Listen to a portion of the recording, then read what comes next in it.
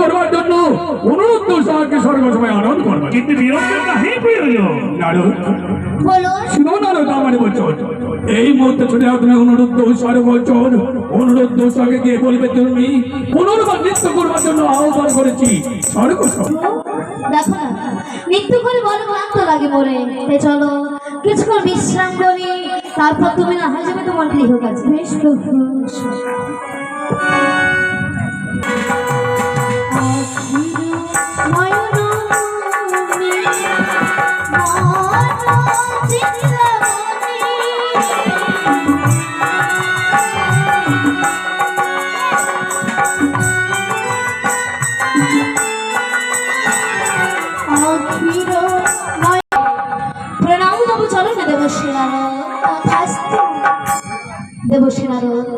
হয়তো আপনি বললেন সিনাইতে মর্তরূপে কিংবা দেব পড়ে আজকে বা কারণে পলায়ন করেছেন আমার এই ক্ষুদ্র কুটিরে জানতে পারে অন্যের দোষ বিরূপ নয়। এসো এসো এসো।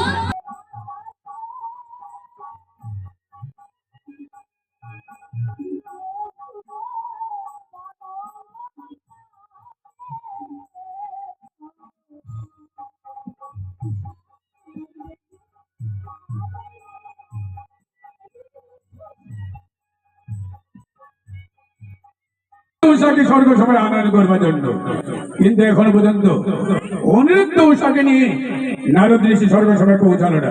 দেখি একটু অপেক্ষা করি।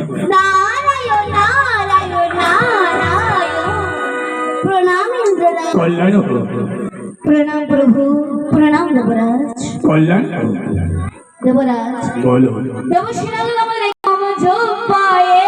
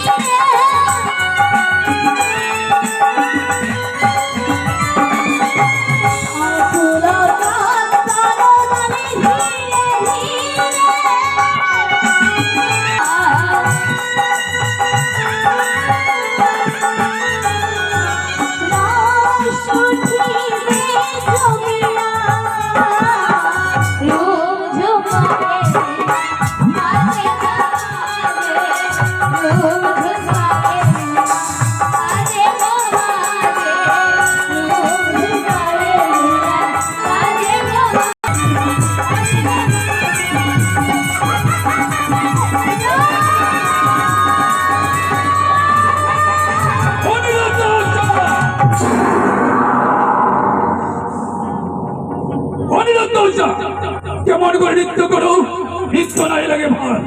তোমাদের নৃত্য থেকে মনে হলো তা মর্ত ধামে জন্ম নেবে, করিলাম অবিশ্বাস।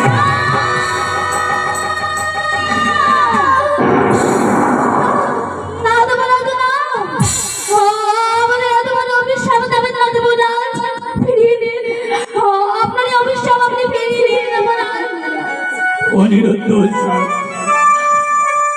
আজ আমি তাকে একবার অভিশাপ করি, সে অভিশাপ ফিরে নিতে পারি না।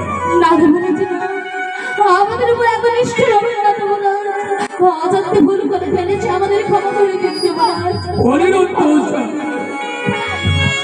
আজ অজান্তে নয়, পূর্বেই বলেছিলাম রোজ দিনে নৃত্য করে সকল দেবগণের মনোরঞ্জনে, আজকে নৃত্য করবে অতি সাবধানে, কিন্তু নৃত্যের হয়েছে তোমাদের তাল ভঙ্গ।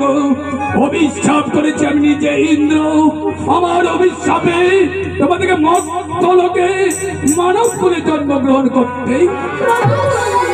অভিশাপ আমাদের দিয়েছে, সেই অভিশাপ তুমি খণ্ডন করো মা, সেই অভিশাপ তুমি খণ্ডন করো। অনিরুদ্ধ, আমি তোমাদেরকে বাঁচাতে পারবো না। তোমরা যদি বাঁচতে চাও ধরো কি আমার পিতার বেশ, আমরা তাই করবো। জানার সময় আমাদের অজানা। ওগো প্রভু, জন্ম যদি নিতেই হয় সে মর্তলোকে, জন্ম নেওয়ার পূর্বে আমরা যে কিছু জেনে নিতে চাই প্রভু। এমন কি জেনে নিতে চাও পুত্র?